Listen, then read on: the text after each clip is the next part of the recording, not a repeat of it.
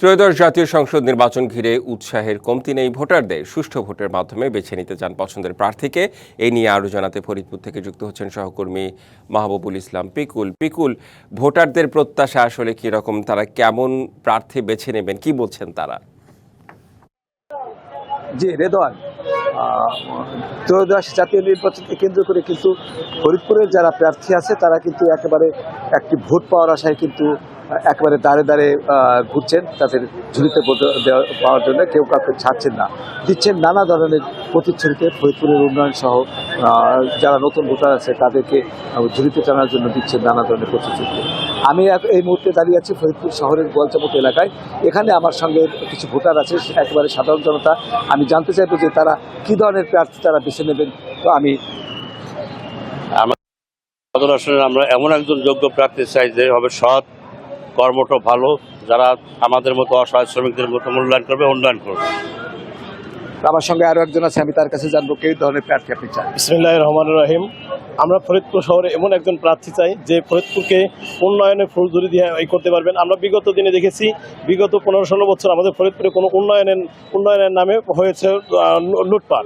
আমরা চাই ফরিদপুর এমন একজন প্রার্থী আসুক যে আমাদের ফরিদপুরের দুর্নীতিমুক্ত, সন্ত্রাসমুক্ত, চাঁদাবাজ মুক্ত সমাজ গড়তে পারবে।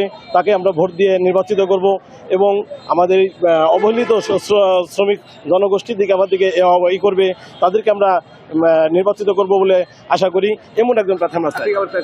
আমি এরকম একটা সুযোগ চাই যে ভালো একটা প্রার্থী চাই, ভালো একটা লোক চাই আমরা আমাদের এই ফরিদপুর আসনে। এই দোয়া করি আমি। শুনছিলেন আপনি এখানকার যারা ভোটার, নতুন যে বাংলাদেশ ছাত্র 72 ঘন্টা ময়েশ্চার লক সমৃদ্ধ লিলি বডি ওয়াশ, শিয়া বাটারের গুডনেস স্কিন রিপেয়ার করে রাখে সফট ও গ্লোয়িং।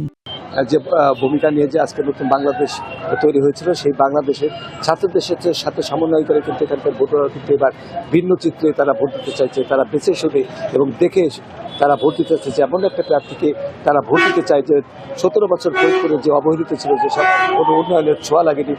এবারে যে ভোট হবে সেই ভোটটা কিন্তু এই এলাকায় মানুষের জন্য যারা উন্নয়ন করবে তা এবং ফরিদপুরের উন্নয়ন করবে, জনগণের দরিদ্রদের পাশে থাকবে, এমন প্রার্থী তারা বেছে নেবে। এই ছিল আমার কাছে সর্বশেষ। রেদওয়ান।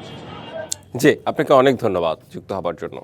ঠাকুরগাঁও নির্বাচনী জনসভায় বক্তব্য দিচ্ছেন বিএনপি মহাসচিব মির্জা ফখরুল ইসলাম আলমগীর। সরাসরি চলে যাচ্ছি সেখানে। আমরা ঠাকুরগাঁও থেকে পর্যন্ত কাজ শুরু করেছিলাম। আমি এই জন্য কথাগুলো বলছি যে আমরা যখন সুযোগ পাই, সরকারে আসার সুযোগ পাই, আপনারা যখন আমাদেরকে ভোট দিয়ে নির্বাচিত করেন, তখন আমরা চেষ্টা করি এলাকার উন্নয়নের জন্য, মানুষের উন্নয়নের জন্য। এই মাদ্রাসা, বেগুনবাড়ি মাদ্রাসা বহুত পুরানো মাদ্রাসা, তাই না? বহুত পুরানো।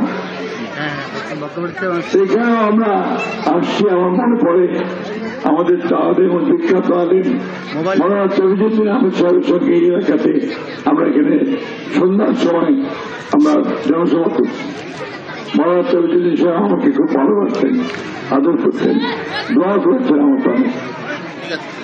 বন্ধুগণ, আমরা আজকে এখানে আসছি আপনাদের সামনে আমাদের নির্বাচনের জন্যই। সামনে 12 তারিখে ভোট, এমপি ইলেকশন হবে, তাই না? আমাদের এখানে তো ভোট বলতে আমরা বুঝি চেয়ারম্যান ভোট আর এমপি ভোট, তাই না?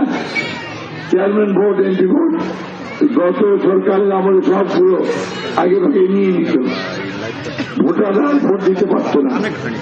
অনেকদিন পরে এবার আমাদের একটা সুযোগ আসছে ভোট দেওয়ার, তাই না? আমরা এই ফেব্রুয়ারি 12 তারিখে ভোট দিয়ে নতুন একজন এমপি প্রতিনিধি নির্বাচন করব। যে এমপি প্রতিনিধি আমাদের ভবিষ্যতের এই এলাকার উন্নয়ন কাজ এবং আপনার আইন তৈরি করবে, যে আইনগুলোর মধ্য দিয়ে আমরা একটা সুন্দর দেশ পাব। তো 15 বছর আমরা সেই সুযোগটা পাই, এবার আমরা সেই সুযোগ পাই। আমরা আশা করছি এবার আমরা নারী